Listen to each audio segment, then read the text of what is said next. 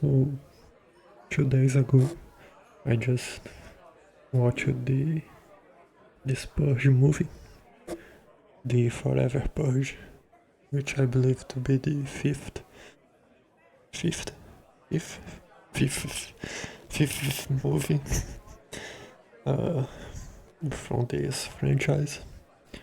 And now I don't really know how to feel about it because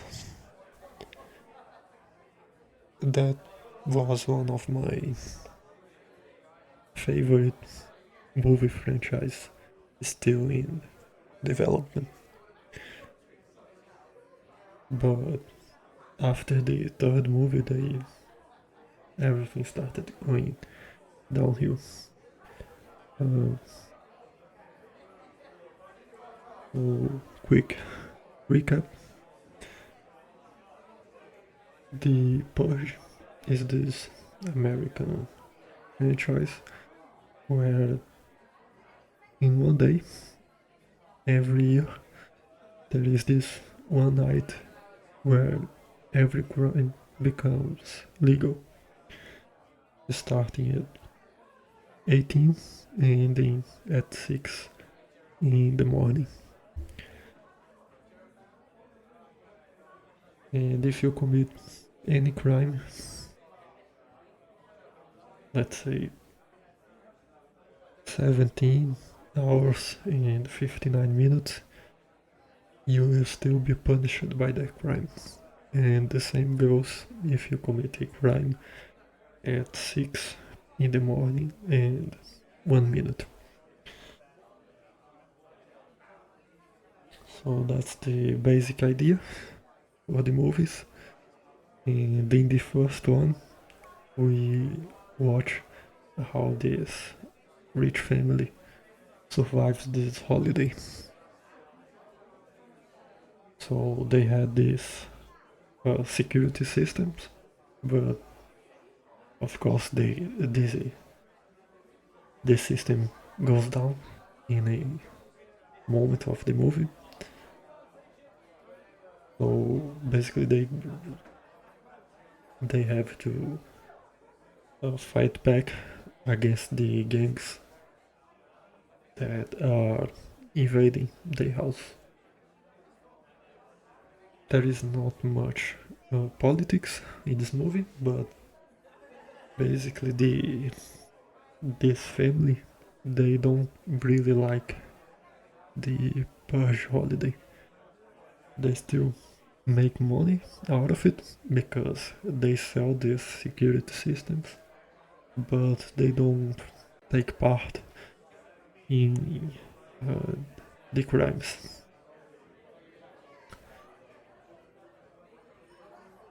On the other hand, on the second movie, which is my favorite one, we see how a group of poor people survive the Purge.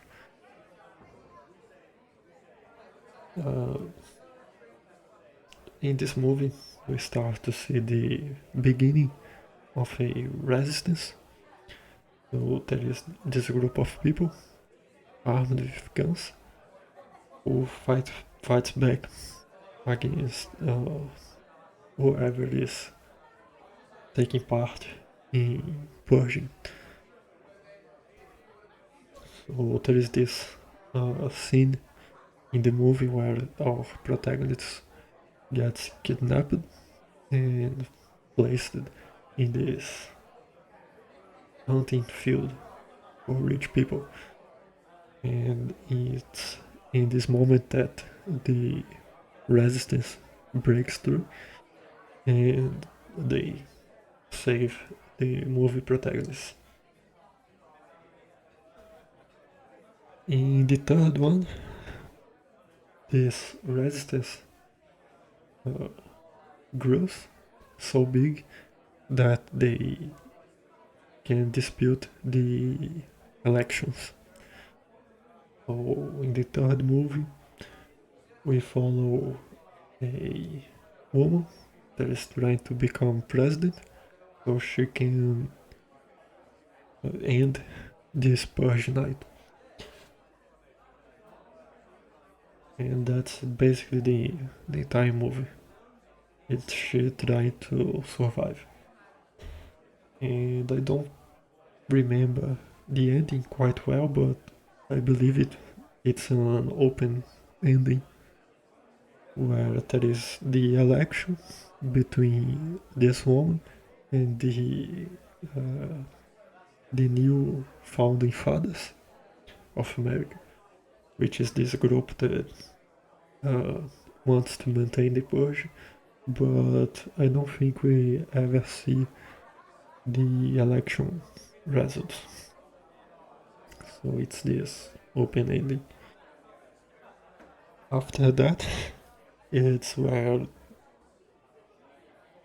all the all the releases starting getting uh, low budget. So after the third movie, we had the TV show, which is really bad. So there is 2 seasons. I only watched the first one and didn't came back to see how the story would end. And I didn't like it because the first season starts with these 5 people that don't know each other, but by the end of the season, every character is together in the same room. Uh, so they try to connect every one of the stories, and I didn't. I don't like that type of writing, but there is some interest, interesting aspects on the TV show. So I remember at the beginning there is this one woman that is trying to uh, pay someone to kill another person, and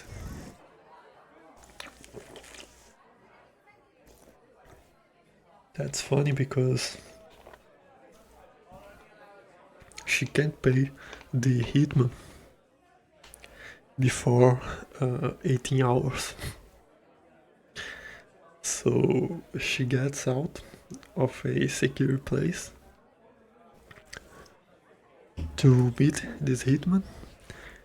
So she gets out of work early, but she can't pay the hitman before 18 o'clock because that would be a crime. So she, if I remember correct, she even tries to pay the hitman, but the hitman refuses to accept the money before 18 o'clock. And then she pays the hitman and run back to her safety place. So that's interesting. And there is another interesting movie, interesting moment at the end of the first season, where this villain guy is almost shooting our protagonist, but then he hears the sirens announcing the ending of the annual purge. So he just stops and tells that he will go after them again next year. And if everything goes right, he will be able to kill them uh, before the end of the night. But then one of the protagonists pulls up a gun and then shoots the villain, killing him. Which is a crime because he killed someone after the purge was over. I didn't came back to the second season, so I can't tell what it is about. So the next release was the First Purge, which is one more unnecessary prequel, which is a movie that just shows how the Purge began. So they show how the first Purge was made. And I don't really remember the plot, but I remember it being kinda bad. And I also remember joking about a scene. I won't remember correct, but it was a really dumb decision.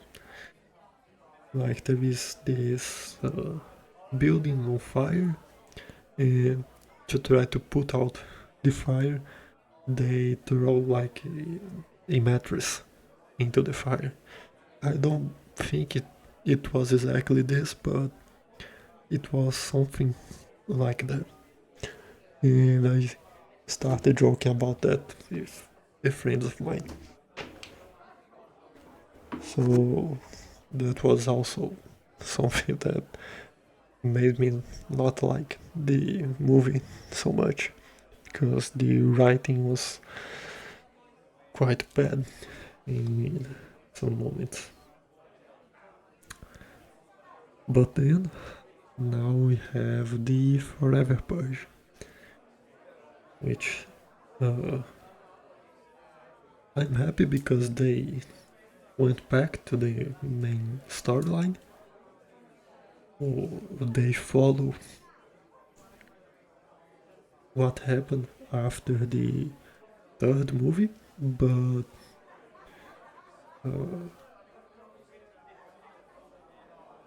they don't explicitly say what happened until the end of the movie. So in this movie, the Forever Purge,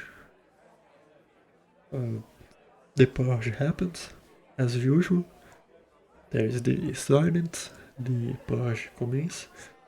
Then there is the silence again to signalize the ending of this holiday. But then there is this gang that don't want to end the purge night, so they keep killing people. And that's something interesting, because it made me remember of the TV show. Because in the TV show, our protagonist killed this one guy after the purge ended. So in this movie, they take that idea and explore a little bit more. So what happens is, with this gang continuing the purge in the entire United States territory, both Canada and Mexico opens their borders.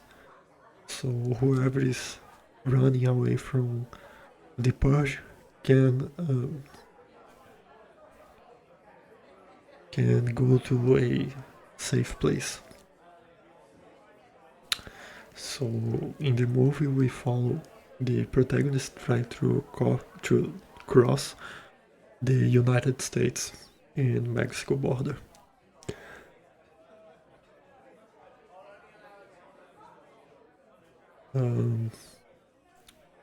Which is okay. It's an interesting solution. But the entire movie, I was thinking how cool it would be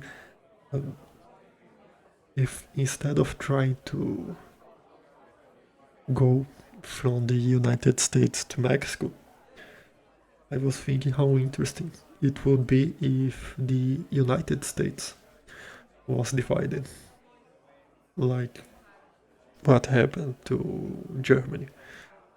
So they could have made East and West United States, and let's say in the West,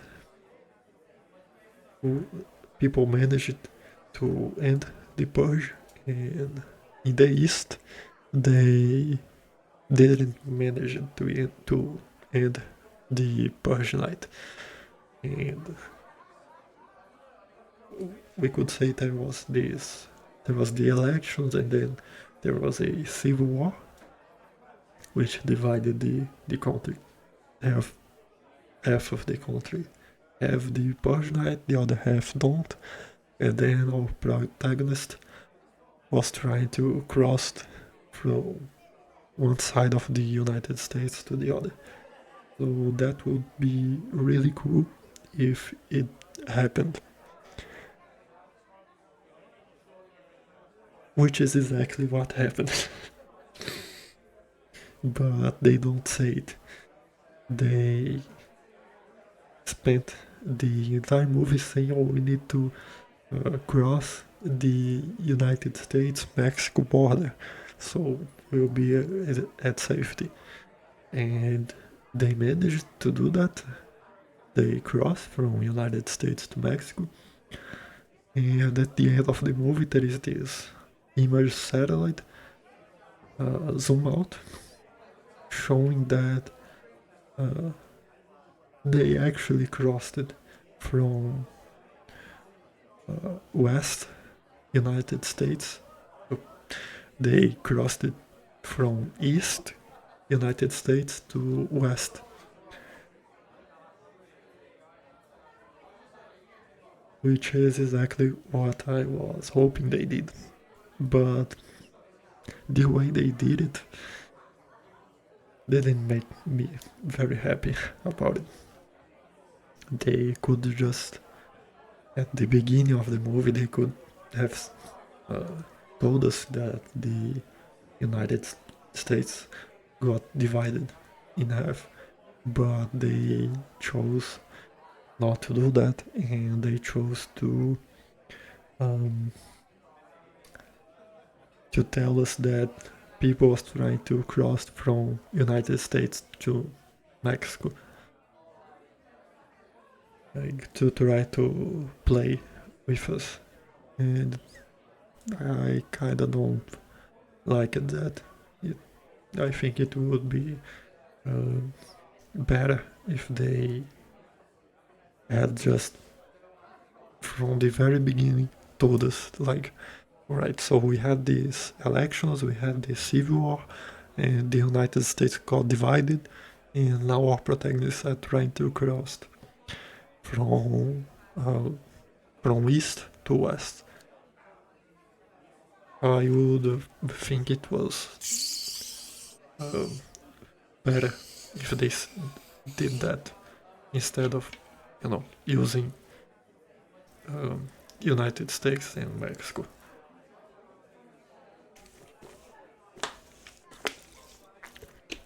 My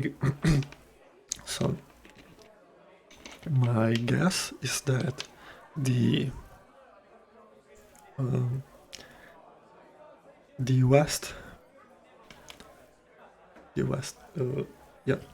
coast of the United States became a part of Mexico, but they could just had made two separate things.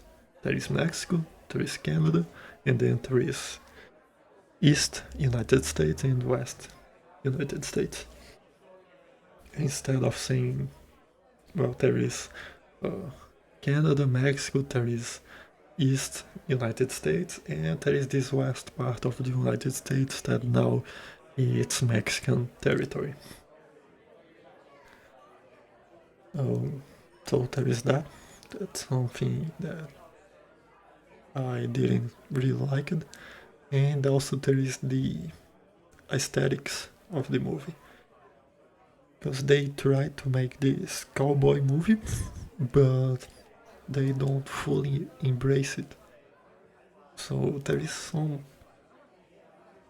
cowboy stuff, there is people with funny hats, there is horses, but it's just that the musics don't follow the same aesthetics, the characters don't follow the same aesthetics, that is more modern characters, more old school characters, so if they had fully embraced the cowboy aesthetics, I would think the movie was better, but they were quite shy about it. And there is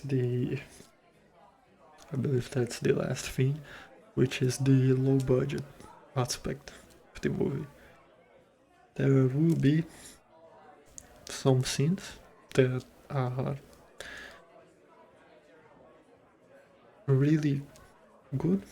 You can see the money on the screen. There is some tank explosions, which are awesome, but there will be also some really other low budget scenes. One that comes to my mind now is when our group of protagonists is crossing a road, almost getting to Mexico, and the camera is filming only the protagonist.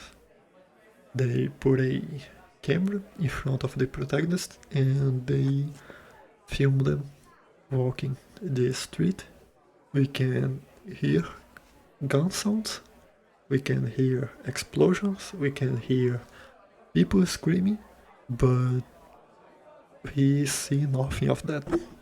All we see is just our protagonist walking and shooting at something that we don't know what is. In this same scene,